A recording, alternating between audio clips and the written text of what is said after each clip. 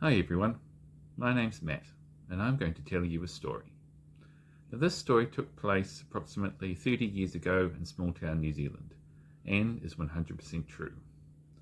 It is a story of paranoia, of explosives and of death.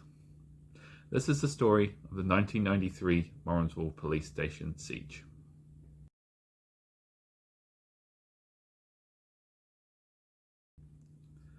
Morrinsville is located here, in the middle of North Island of New Zealand.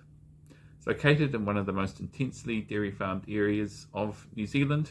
In fact, a lot of the businesses in the town cater towards the many dairy farms in the area. It's probably most well known for two things. Number one being where former Prime Minister Jacinda Ardern was from, and two, for having a big cow statue on its main street.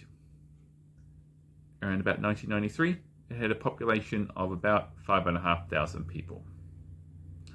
The main character in this story lived just outside of Morrinsville. His name was Larry Edward Hammond. Now, Larry was not from Morrinsville. He was born and grew up in a small community of Aotearoa, which is about 1.5 hours drive from Morrinsville. It's much smaller than Morrinsville. It's probably most well known for having a big power station dam thing near it. He attended Upper Aotearoa School in the 1950s and was described as a child who would stand his ground but would live in a bit of a fantasy world. There are several incidents in Larry's life which most likely led up to his actions in 1993. First of these happened in 1967. Where Larry and his girlfriend at the time were trying to steal a car in Aotearoa. He was confronted by a group of men trying to stop him. Larry pulled out a knife and stabbed one of them, then taking off with his girlfriend into the bush somewhere. The police were able to locate and arrest him, and thankfully there was no further violence, which could have happened because Larry did have a .22 caliber rifle with him too, but thankfully he surrendered without incident. So he was arrested, charged with attempted murder, but he was actually convicted of aggravated wounding and was sentenced to 2.5 years in prison. Once he got out of prison, Larry got married, had some children, tried to lead a normal life, so to speak, but things didn't work out and he left the family when his oldest son was about 4 years old. He was a keen motorbike rider, but he was involved in a couple of accidents. One of these occurred in 1978. It was quite a serious accident. He had to go to hospital, go have surgery. And afterwards, he thought that during the surgery, the surgeons, on the behest of the police, had inserted microchips into his brain. And he thought that these microchips would be able to control him and make him do things. He actually had another motorbike accident a few years later in 1989, and he thought this was caused by those microchips in his brain. The police activated them and caused him to crash his motorbike. Another serious incident which happened in his life happened in 1986 when he was staying in Australia. He was living in a caravan, and unfortunately that caravan caught fire and exploded. Larry received some quite serious injuries, severe burns, and he also, the doctors believed, incurred a brain injury as a result of oxygen deprivation, which certainly would not have helped his mental state at all. Fast forward to October 1992, Larry was living in the small settlement of Motumaoho, which is just outside of Morrinsville, a little farming settlement there. And he was living in a caravan on a woman's property just in Motumaoho. She let him stay there. She described him as a bit of an introvert, kept to himself, no cause for concern, no major alarm bells at that point. At this time as well, his son, who was in his 20s, came to stay with him. He was the only one in the family who was actually keeping in contact with Larry, so he came to stay with him for a bit. And Larry complained a bit to his son about those microchips he thought were in his brain. He thought they were controlling him, causing him to do things, which is a little bit worrying. And something else that was worrying was his mood swings. Now, he could have these quite violent mood swings. 1 second he's perfectly normal, The next, it would be like, flipping a switch, and he would become increasingly agitated. So his son stayed with him for a few months, then left. The last time his son actually spoke to Larry was around about Christmas time, 1982. He spoke to him over the phone, and as far as the son was concerned, everything seemed normal. There's no cause for alarm. Now, up until July 1993, Larry had not been on the radar of the Morrinsville Police at all. Larry had paid a visit to the police station at one point and spoke to the sergeant in charge, a man named Alan Cantley, spoke to him about what Sergeant Cantley described as an old issue. So there was no cause for alarm from the Morrinsville Police at all at that stage. Of course, if they knew what Larry was going to do later on, it would have been a major cause for alarm.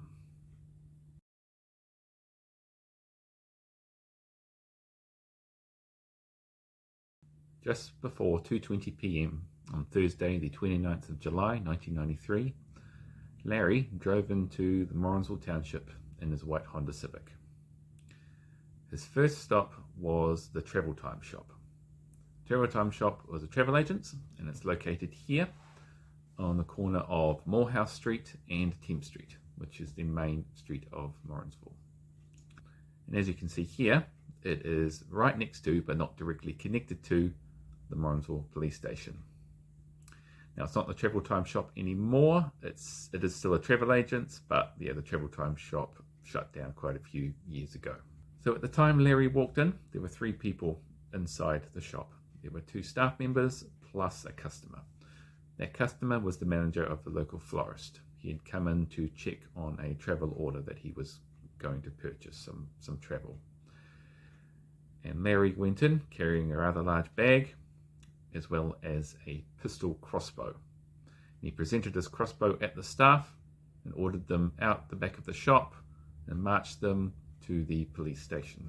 Inside the police station, there were only 2 people inside. There's 1 police officer plus 1 civilian staff member. That staff member was Jackie Cantley. She was Sergeant Cantley's wife.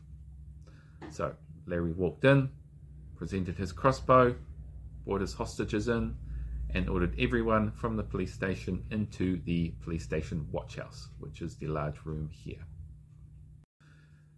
Shortly after this, another 3 officers entered the station, including Sergeant Cantley himself. Larry took them hostage as well and moved them into the watch house too, which then brought the total number of hostages up to 8. Once everyone was inside the watch house, Larry then went about setting up explosives and bombs that he had brought with him throughout the police station, including 1 quite large device attached to the watch house door and another quite large device attached to the front door of the police station. And while he was doing this, Jackie Cantley was able to send out an emergency message, what's called a 1010 call, which signifies the highest level of danger, send help. And the surrounding police stations in different towns responded to this, and reinforcements were sent to Morrinsville. These included members of the Armed Defenders Squad, which are, of course, if you're not from New Zealand, they are special officers trained to handle certain dangerous situations that are beyond the scope of regular training of regular police officers. Larry had only 1 actual demand. He didn't ask for money or a car or anything to escape or anything like that. What he wanted was to speak to a man named Paul Holmes. Now, if you're not from New Zealand, or if you're a little bit younger, Paul Holmes at the time was a very high-profile television news journalist, reporter guy. He had a TV show, current affairs show, that was quite well known, so he was quite a famous man in New Zealand.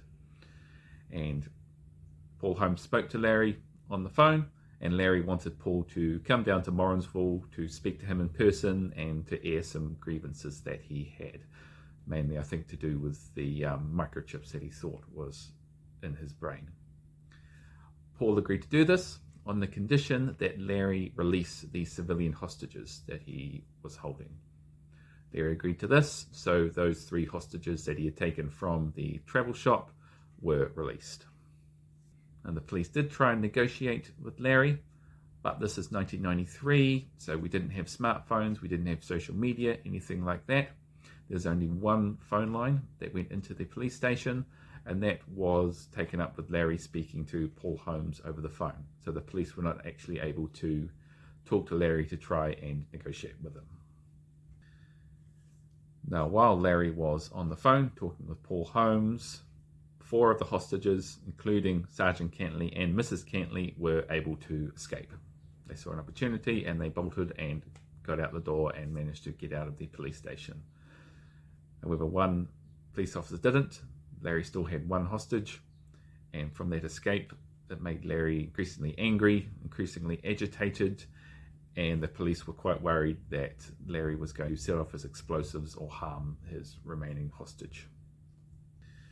Sergeant Cantley came up with a plan to end the siege. What he wanted to do was to get 2 police dog handlers to come in through a side door, release their police dogs. The police dogs would go and bite Larry and subdue him, and this would allow Larry to be arrested without a shot being fired, without anyone getting killed. And of course it seemed a good plan on paper, but of course, sometimes good plans, they don't always go how they're meant to. So the plan was put into place. The 2 dog handlers went through the door. One of them released their dog to apprehend Larry. Unfortunately, the floor of the police station was made of this linoleum substance, so the dog actually slipped. He was not able to actually get a good grip on the ground to make a lunge at Larry.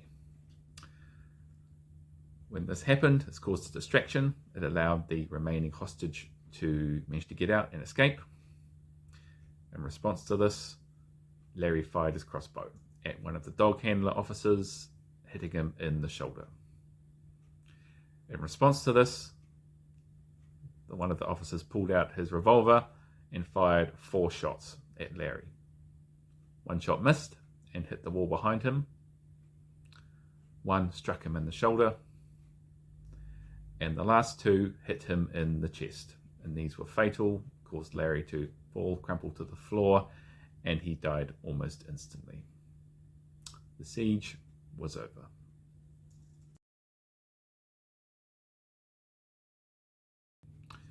Now, you sometimes see in movies and TVs, hostage situations that last hours and hours, and a whole lot of stuff happens, and it can be quite slow. This whole incident, from when Larry entered the travel shop, got his hostages, went into the police station, talked to Paul Holmes, and then the police went in and Larry was shot. This whole thing only took 54 minutes. All that action, all those events, all happened in less than an hour. So it's quite amazing, really, that it was only that short a period of time. Now, once Larry was dead, the police went into the station to defuse the bombs, or the bombs and explosives that he had planted about the place. And when they went to examine them and check them, they found that they weren't duds. They were very real, and if they had been detonated, they could have caused some serious injuries or even death.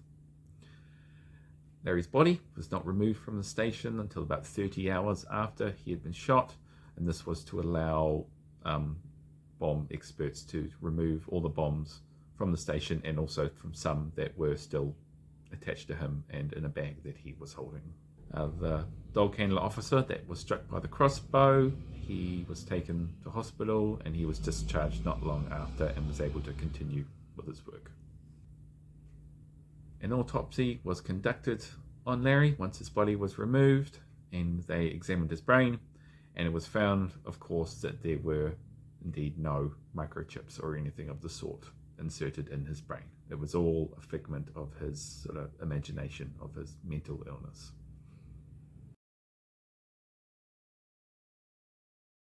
The 2 biggest questions that came out of this incident are, why did Larry do this, and how did he do this?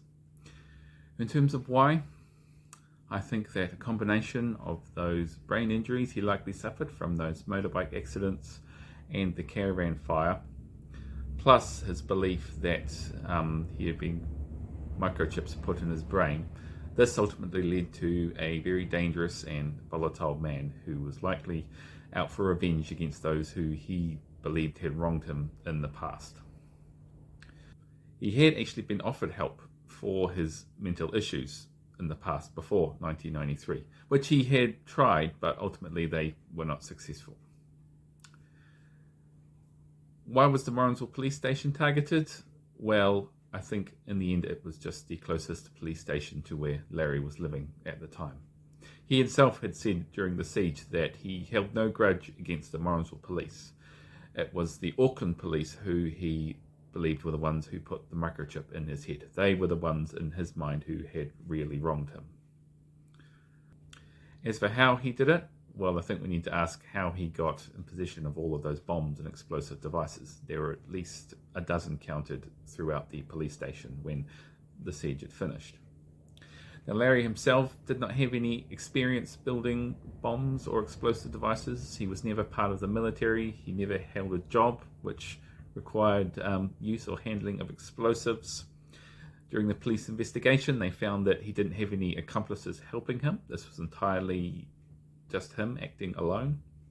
Ultimately, the police concluded that Larry had got a hold of some books or bomb-making materials to allow him to be able to build them. When they searched his caravan, they couldn't find this paraphernalia, however, so it's likely that he got rid of it before he put his plan into action. In the years after the incident, things sort of slowly went back to normal, but with this sort of event, the memories of it will, last for quite a long time. And there'll always be little reminders that'll bring those memories flooding back. One major reminder of the incident, of course, was the police station building itself. In the mid-2000s, it was found that the old police station was not really fit for purpose anymore. It was built in the mid-1960s, so it had become too small and they needed something different. So in 2004, a new station was built in its place and the old station was removed, removing that final major last reminder of those terrible events in 1993.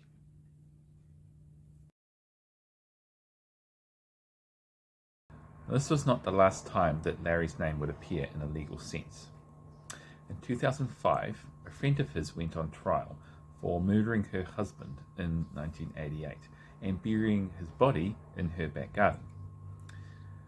This took place in a town called Waiho, which is not actually far from Morrinsville. She was found guilty of manslaughter and was sentenced to 4.5 years in prison. Now, how was Larry involved in all this, you may ask? Well, it came out during the trial that Larry actually helped her bury the body in her back garden. A bit crazy, isn't it? Wonder how many other secrets he may have. Who knows? Thanks everybody for listening to this absolutely crazy story. I chose to tell it because I'm actually from Morrinsville myself. I was there when it happened. I was only about 7 years old. I do have some very vague memories of it. I remember all the traffic and news journalists and police in the town and the police helicopters and everything everywhere. So it was a pretty crazy time for Morrinsville, and a very interesting part of our history. In fact, the editor of the local paper at the time wrote a little editorial not long after the incident happened, and it reads like this. Isn't it ironical that the best efforts of our city fathers to date to get Morrinsville's name before the nation have been nowhere near as effective as one madman with a crossbow? Stay tuned to my channel. There will be some more videos coming up. I do have a few other stories to tell. So until then, see ya and have a great day.